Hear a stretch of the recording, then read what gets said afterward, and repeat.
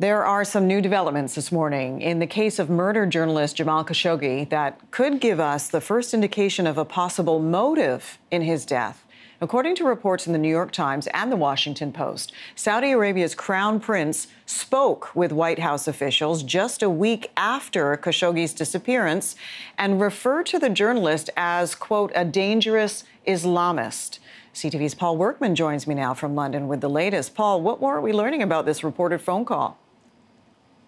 Good morning, Jennifer. Well, apparently it was a phone call between the Crown Prince, Mohammed bin Salman, and Jared Kushner, his point man at the White House. They've had a lot of relationships, spent a lot of time together over the last year or so working on Middle Eastern issues. So that was the call that apparently went.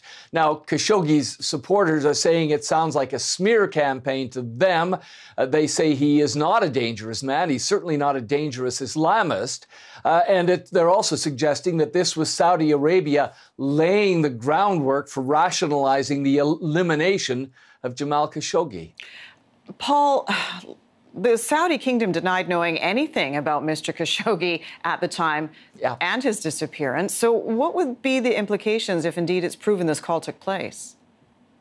Well, first of all, we know that, yes, they denied any knowledge at all that Khashoggi was killed inside the consulate. They said he went in and then he came out. And then they changed their story and said, yes, he was killed inside the consulate. Then they said it was a premeditated murder. So the Saudi story is changing all the time. This may be also part of that whole idea of the Saudis trying to get around whatever they knew and to stonewall any investigation coming out of Turkey. In some ways, you get a sense that maybe the Saudis are waiting and hoping that this will kind of disappear and that the Crown Prince will come through it unscathed.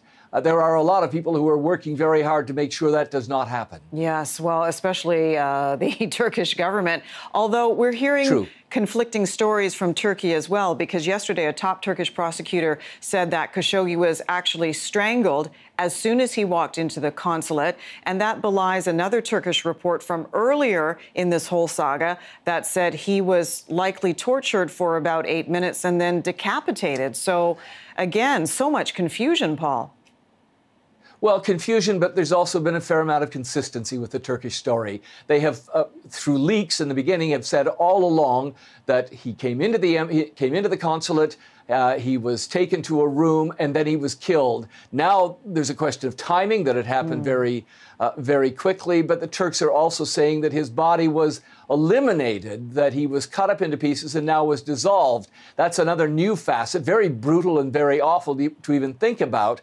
But it suggests more along the track that this was a premeditated murder. The Turks have not let go of this. You know, we've heard from the president of Turkey saying that this was a premeditated murder. We've heard from his office. We've heard from the police.